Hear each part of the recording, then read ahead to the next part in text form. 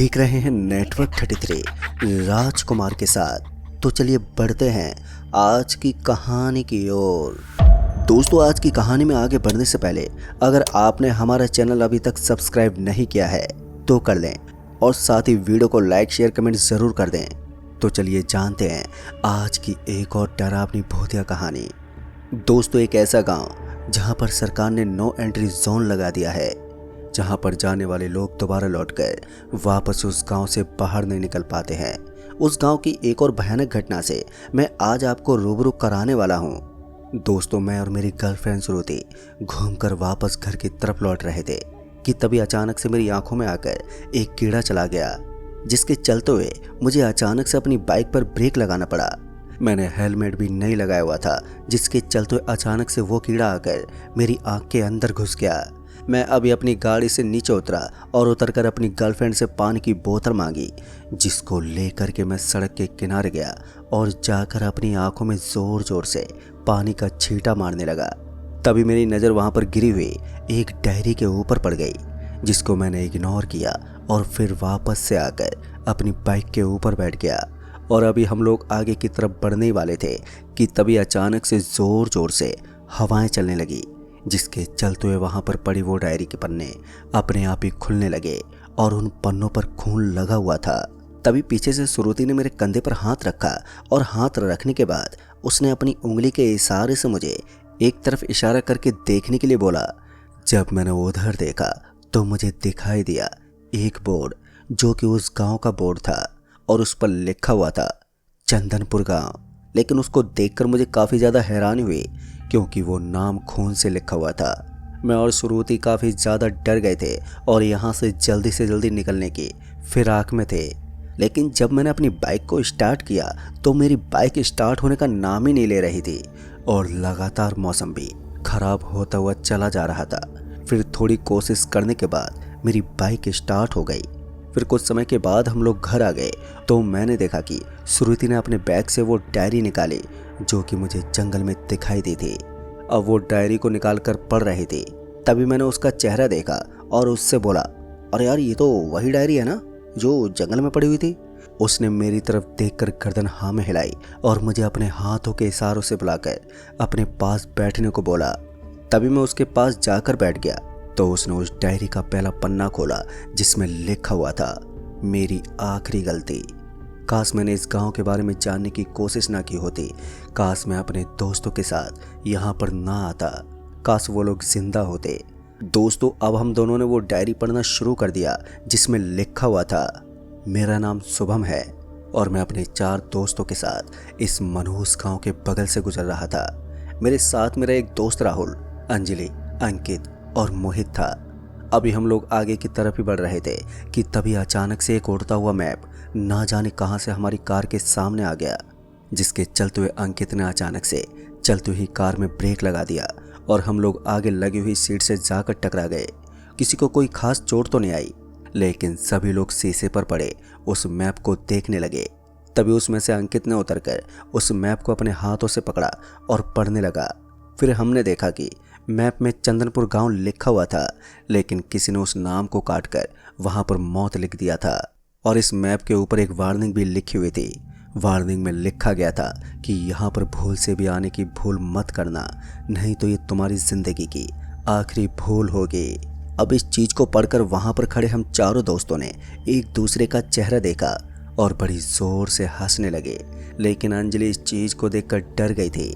अंजलि ने हम लोगों को उस गांव में जाने से बहुत रोकने की कोशिश की, लेकिन हम चारों ने फैसला कर लिया था कि हम चारों उस गांव में जाएंगे। वैसे भी हम सब दोस्त एडवेंचर करने ही निकले थे और इससे अच्छा एडवेंचर हमारे लिए कोई और नहीं हो सकता था। और ये गांव भी मात्र अब 100 मीटर की दूरी पर ही रह गया था। तो हमने इस गांव में जाने का फैसला कर लिया और अंजलि को भी अपने साथ आने के लिए मना ही लिया। फिर हम लोग जैसे ही उस गाँव के अंदर पहुंचे तो वहाँ पर बिल्कुल अंधेरा पसरा हुआ था। हमने चारों तरफ देखने की कोशिश की, लेकिन कहीं भी रोशनी दिखाई नहीं दे रही थी। सिर्फ और सिर्फ हम लोगों को उतना ही दिखाई दे रहा था जितना कि हमारे कार की ट्यूबलाइट से हम देख सकते थे। अभी हम गांव के कुछ अंदर बढ़े ही थे कि हमें एक आदमी टहलता हुआ दिखाई दिया, जिसके पास हम लोग अपनी कार को लेकर गए। तभी अंकित ने वहां पर पहुंचकर उस बूढ़े आदमी से पूछा, अरे भाई साहब, हमें कोई रहने की जगह मिल सकती है क्या यहाँ पर? तभी उस आदमी ने जवाब दिया, पूरे गांव में जो घर पसंद आए उस घर में जाकर रह सकते हो तुम, यहाँ कोई नहीं रहता। इतना बोलकर वो एक अजीब सी हंसी हंसने लगा और एक झोंपड़ी के अंदर चला गया। उस आदमी की बात सुनकर हम पांचों ही एक दूसरे का चेहरा देखने लगे, क्योंकि उस आदमी की बात हमें बिल्कुल भी समझ में नहीं आई थी।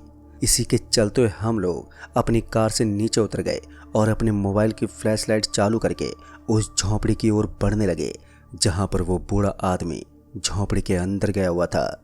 हम लोग चाचा चाचा करते हुए उस आदमी के पीछे झोंपड़ी के अंदर चले गए, लेकिन जैसे हम लोग झोंपड़ी के अंदर पहुंचे तो वहां पर हमें कुछ भी दिखाई नहीं दिया। वो आदमी जो अभी हमारे सामने उस झोंपड़ी के अंदर गया था वो भी वहां से गायब हो गया। अब हम सब बुरी तरीके से डर चुके थे और हमारी आंखों के सामने सिर्फ और सिर्फ वो मैप नजर आ रहा था जिस पर लिखा हुआ था कि भूलकर भी इस गांव के अंदर गलती से मत जाना। अब हम लोग जल्दी से इस गांव को छोड़कर जाने के लिए अपनी कार की तरफ भागने लगे, लेकिन उससे पहले ही ना जाने कैसे कार अपने आप ही स्टार्ट हो गई और अपने आप ही एक दिशा में बढ़ने लगी। फिर हम पांचों ने एक दूसरे का चेहरा देखा तो हम सब बुरी तरीके से डरे हुए थे और इतना ज़्यादा डर चुके थे कि सब पसीने में नहा लिए थे।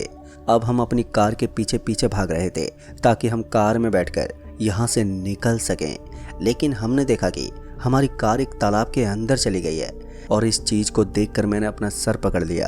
अब हम उस तालाब के पास आ चुके थे और हमारी आंखों के सामने हमारी कार डूब रही थी। तभी अचानक से हम पांचों का मोबाइल स्विच ऑफ हो गया।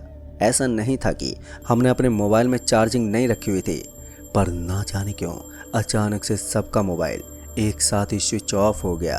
अब ये चीज़ हमें और भी ज़्यादा डरा रही थी। अब हम सब यहीं बैठकर ये सोच रहे थे कि आखिर इस गांव से कैसे निकलें, लेकिन हम लोग कुछ भी समझ ही नहीं पा रहे थे। हम लोग चुपचाप डरे हुए उस तालाब के पास लगे एक पेड़ के पास बैठ गए।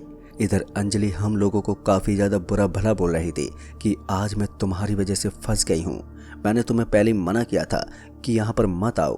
कुछ समय गुजरने के बाद अंजलि उठी और अपनी जगह से उठकर उस तालाब की तरफ बढ़ने लगी। हम सब बैठकर सिर्फ देख रहे थे। तभी अंजलि ने अपने चुल्लू में पानी लिया और उस तालाब के पानी को पीने लगी और वापस से आकर अपनी जगह पर बैठ गई। लेकिन कुछ ही समय के बाद अंजलि का दम घुटने लगा और देखते ही देखते उसके मुंह से खून आने लगा। इतना देखकर तो हम सब काफ़ी ज़्यादा डर गए और अंजलि हमारी आंखों के सामने ही हमें छोड़कर चली गई। तभी हमारी नज़र तालाब की तरफ पड़ी तो हमने देखा कि अभी तक जो पानी का तालाब था अब उसका रंग लाल हो गया था और वो खून के जैसा दिखाई दे रहा था। हम लोग समझ गए थे कि अंजलि ने जो पानी पिया था वो असल में पानी नहीं बल्कि खून था जो अंजलि ने पी लिया था। अब ये चीज़ अब हम लोगों को और भी ज़्यादा डरा रही थी और हम सब लोग ये समझ गए थे कि एक एक करके हम सब मारे ही जाएंगे। अभी हम सब आपस में यही सब बातें ही कर रहे थे कि तभी हमें एक झोंपड़ी में से रोशनी आती हुई दिखाई दी। उसको देखकर हम चारों ने एक दूसरे का चेहरा देखा। हम सब समझ गए थे कि शायद वहाँ पर कोई इंसान है जो लालटेन जलाया हुआ है। अब हम चारों साथ में उस झोंपड़ी की तरफ बढ़ने लगे। अब हम लोग झोंपड़ी के पास पहुँच गए थे, लेकिन तभी हमारे साथ मौजूद अंकित ने बोला, हमें झोंपड़ी के करीब नहीं जाना चाहिए। मैं अंकित की तरफ देखकर बोला, तुम्हारे पास कोई इससे अच्छा आइडिया है? तभी अंकित ने अपना सर नीचे की तरफ घुमा लिया और चुपचाप हमारे साथ उस झोंपड़ी की तरफ बढ़ने लगा। अब हम लोग झोंपड़ी के दरवाजे तक पहुंच गए। हम लोग आवाज़ देते हुए झोंपड़ी के अंदर गए, लेकिन यहाँ पर लालटेन तो जल रही थी लेकिन कोई यहाँ पर मौजूद नहीं था। अभी हम लोग वापस झोंपड़ी के बाहर आने वाले थे कि तभी अचानक से बाहर से किसी ने झोंपड़ी का दरवाज़ा बंद कर दिया और दरवाज़ा बंद होते ही हमारे हाथ पैर के रोंगटे तक खड़े हो चुके थे। हम लोग बुरी तरह से डर चुके थे, लेकिन अभी तो ये शुरुआत थी।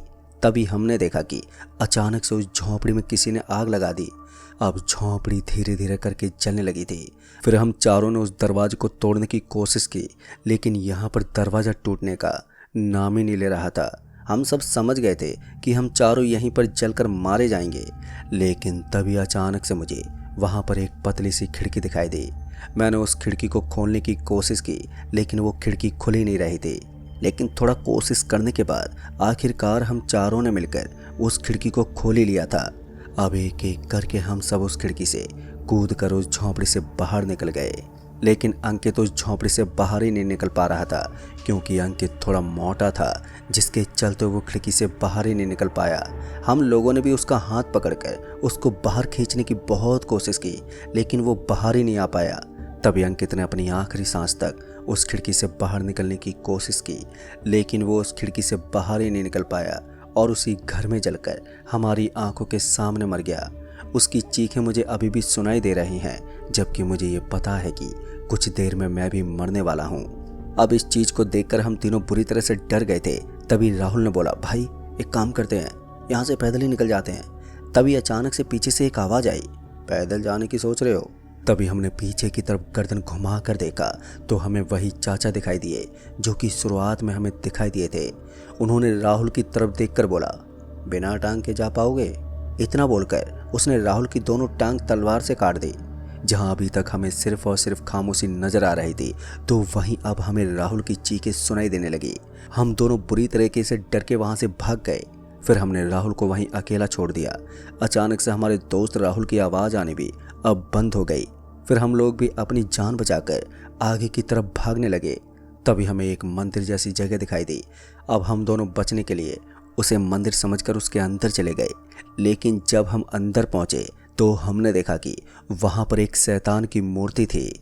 पर हम दोनों जैसे उस मंदिर जैसी जगह में घुसे तो वैसे ही वहां पर जो मूर्ति रखी हुई थी उसने अपनी दोनों आंखें खोल ली, और इस चीज़ को देखकर हम दोनों ने वहां से जैसे भागने की कोशिश की कि वैसे ही वो दरवाज़ा बंद हो गया।